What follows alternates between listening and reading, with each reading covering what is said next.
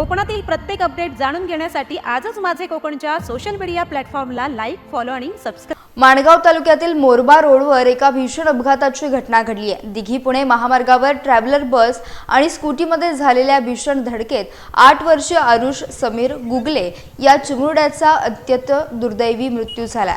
7 जानेवारी रोजी दुपारी 1:30च्या सुमारास ही काळजाचा थरकाप उडवणारी घटना घडली आहे। आरुष आपल्या कुटुंबातील सदस्यांसह सायकलचा दुरुस्त केलेला टायर आणण्यासाठी माणगावच्या दिशेने जात होता। त्याच वेळी मोरबा बाजूकडे जाणाऱ्या एका भरधाव बसने त्यांच्या स्कूटीला भीषण धडक दिली।